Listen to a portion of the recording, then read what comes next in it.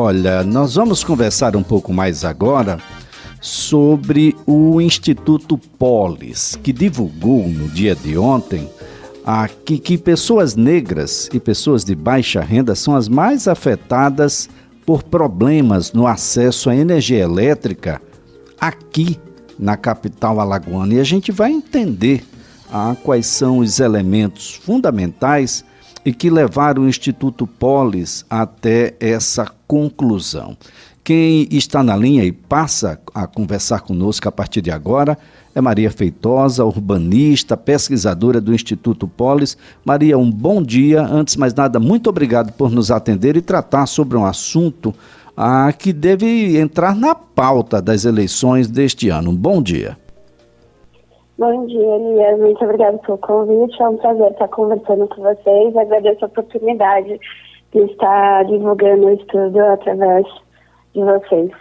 Bem, como é que o Instituto chegou a essa conclusão? Pessoas negras de baixa renda são aquelas que têm mais problemas no acesso à energia elétrica? Eu imaginava que isso já estava resolvido, Maria?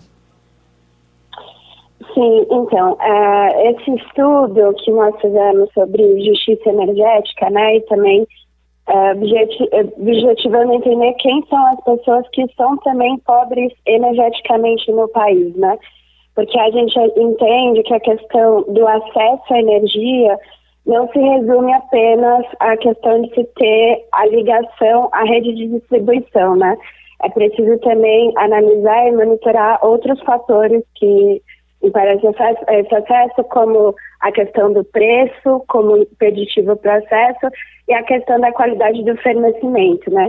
Entendendo isso, a primeira coisa que nós fizemos foi territorializar os dados do censo do IBGE para compreender como ocorre a distribuição da população negra, da população dos domicílios, né, baixa renda no território de Maceió, os domicílios chefiados por mulheres que têm renda per capita de até um salário mínimo também, e, enfim, né, como ocorre também os acessos aos outros serviços básicos nesses territórios. E a partir disso, nós territorializamos os dados referentes à qualidade de energia, né, do fornecimento de serviço e do consumo da energia elétrica a partir do CEP, né, então os primeiros 5 dígitos do CEP, e aí nós fizemos sobreposições, né, depois que nós territorializamos esses dados, nós os sobrepomos, por exemplo, os setores censitários, né, onde tinha maior concentração de população baixa renda, com renda mensal de até 3 salários mínimos. Setores censitários onde tinha um maior percentual de população negra em comparação à média municipal, que para Maceió é de 36%. Ou setores censitários também onde se localizam as grotas, que a gente sabe onde estão localizados os assentamentos informais. E a partir dessa sobreposição, nós fizemos também o contrário, né, inverso, setores também onde tem maior concentração de domicílios de maior renda, superior a 6 salários mínimos, setores censitários onde tem maior percentual de população branca. E aí nós percebemos que nesses setores, né, onde tem maior concentração de população baixa renda, população negra e as grotas, é onde tem esses piores índices, né? Por exemplo, quando a gente fala de duração de interrupção de energia elétrica por ano, a média municipal em horas é de 4,20 horas, né, por ano. E aí, nesses locais onde residem essas populações vulnerabilizadas, esses indicadores são piores, né? A duração, quando ocorre a interrupção de energia elétrica, essa duração pode chegar a 4,84 horas, enfim, né, 4,62, a depender, e já nos setores onde tem maior renda e população branca, os indicadores são bem menores que a média municipal, né? Quando tem interrupção de energia, a duração é de apenas de cerca de 3 horas e meia. Bem, Maria, essa é uma situação extremamente grave. Os dados, eles são muito intensos quando a gente fala em desigualdade.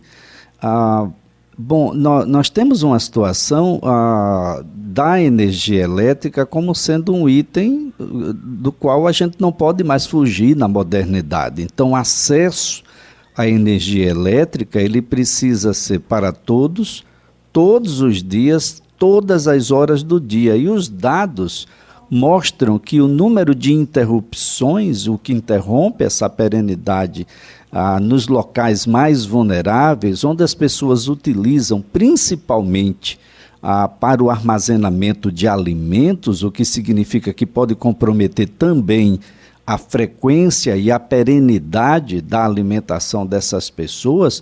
Lá nos bairros mais pobres, mais vulneráveis, isso é extremamente grave, Maria. E vocês chegaram a essa conclusão, não é isso?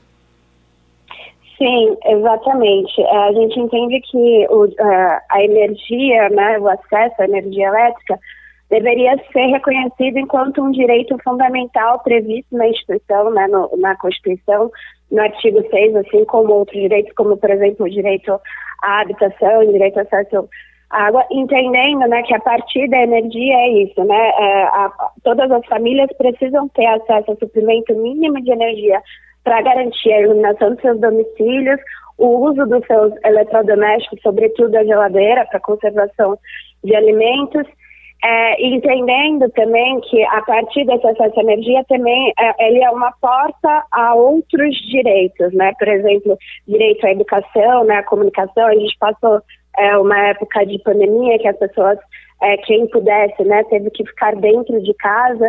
Então as aulas também, né, foram virtuais. Então também como, né, a energia vai puxando esses outros acessos, vão possibilitando acesso a outros serviços e infraestruturas básicas, né?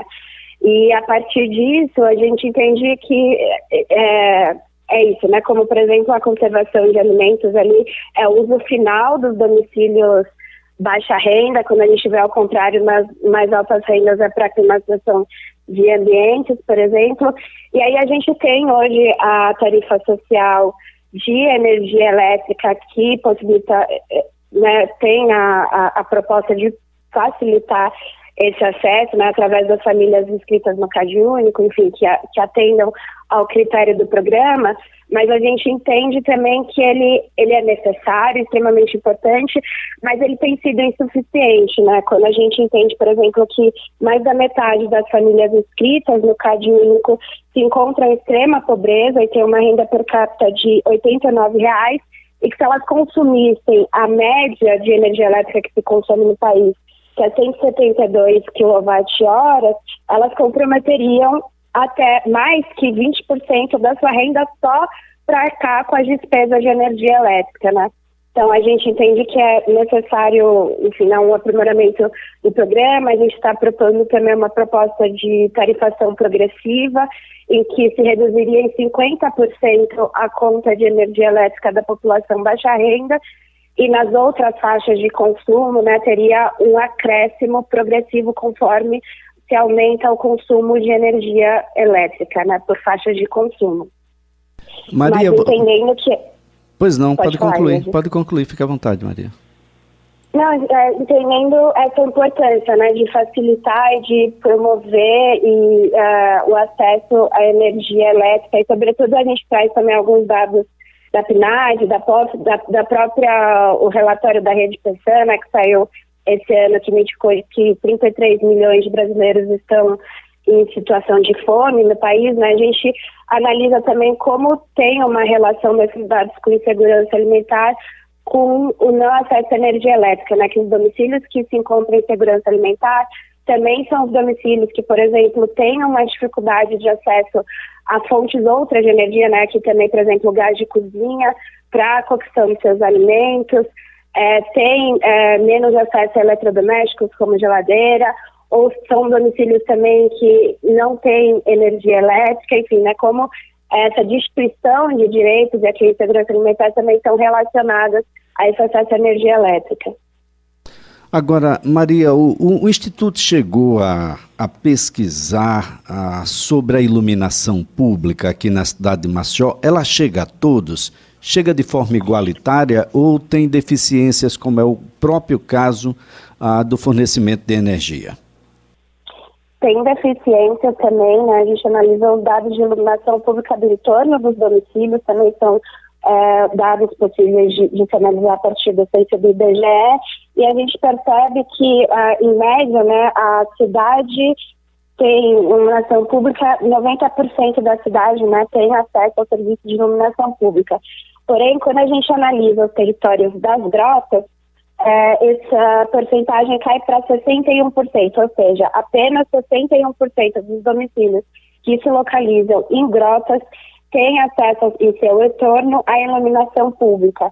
E aí também a gente puxa dados dos aglomerados subnormais do IBGE, que é uma classificação que eles dão justamente para as áreas informais da cidade, ou que tem algum déficit de acesso à infraestrutura e serviços básicos, e os domicílios também dessas áreas, a gente percebe que tem uma sobreposição às áreas das grotas, também mapeadas como grotas. Apenas 52% dos domicílios localizados nessas áreas têm acesso à energia elétrica dentro dos seus domicílios. Agora, Maria, é importante destacar que aqui na cidade de Maceió, a contribuição para a iluminação pública, que vem na conta de energia elétrica, ela acontece no percentual de consumo. É estranho, eu já questionei bastante isso aqui, porque nós não podemos ter dois impostos de consumo, de percentual de consumo no mesmo fato gerador, que é o consumo da energia elétrica. A gente já tem o ICMS. E mesmo aqueles que estão na grota e que não são assistidos pela iluminação pública, por consumir energia elétrica, também paga essa iluminação pública inexistente. Mas com esses dados em mãos, qual será o destino deles, o que deve acontecer com esses dados? Maria? Com esses dados em mente, em mãos, né, na verdade, a gente já faz algumas contribuições e recomendações, né, na verdade.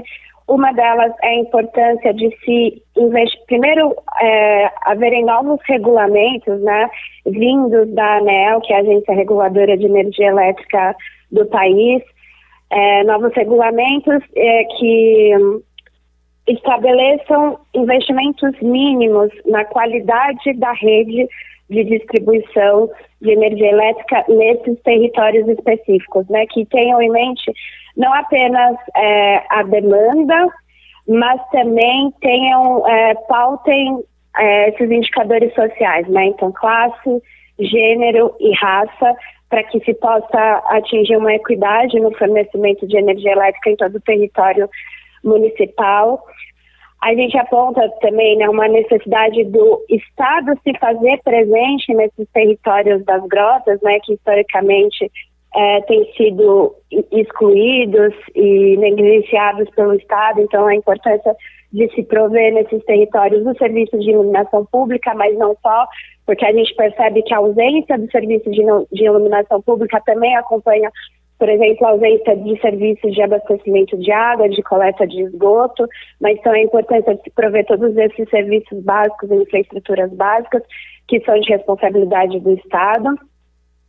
E também a gente aponta, né, como a gente entende que a conservação de alimentos, né, a geladeira é o principal uso final da energia elétrica nos domicílios de baixa renda, mas ao mesmo tempo a gente traz dados que demonstram que nesses domicílios esse eletrodoméstico é mais antigo e foi adquirido já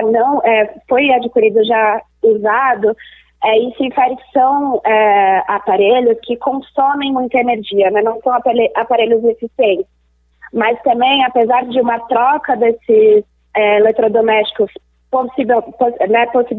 possibilitariam uma redução do consumo da energia nesses domicílios, a gente entende que há uma população baixa renda que já tem a sua renda comprometida com outros gastos essenciais, né? Então a gente entende também que seria necessário um programa de transferência de renda que possibilitasse a troca desses eletrodomésticos por geladeiras mais eficientes. E aí, por fim, a gente também traz a importância dessa proposta de programa de tarifação progressiva da energia elétrica, né, como aprimoramento à tarifa social de energia elétrica, para trazer essa redução de até 50% na conta de energia para a população baixa renda, o que aliviaria, né, a renda dessa população para outros gastos essenciais, enquanto que o aumento que significaria esse programa para as outras faixas de consumo seria insignificante, né? Assim, enquanto o comprometimento da renda para essas outras, para as outras camadas da população. Muito bem. Maria Feitosa, a nossa gratidão pelas informações, a colaboração aqui prestada. A gente vai continuar conversando um pouco mais sobre isso em outras oportunidades. Nós estamos falando sobre exercício de cidadania, sobre sobrevivência mesmo em determinados momentos. Afinal de contas, estamos num estado muito pobre, de um percentual extremamente pobre, de uma divisão de renda extremamente desigual. Nós concentramos muito e tudo isso contribui para uma população mais empobrecida, mais vulnerável e com inseguranças em todos os segmentos. Muito obrigado mesmo, ótimo dia para você. Muito obrigada, Elias. Espero que também o estudo contribua justamente para os nossos políticos reverterem esse quadro. Muito obrigada pelo espaço. Já nós aqui agradecemos. Maria Feitosa é urbanista e é pesquisadora do Instituto Polis. 10 horas e 29 minutos, um breve intervalo. Em seguida você acompanha o repórter CBN.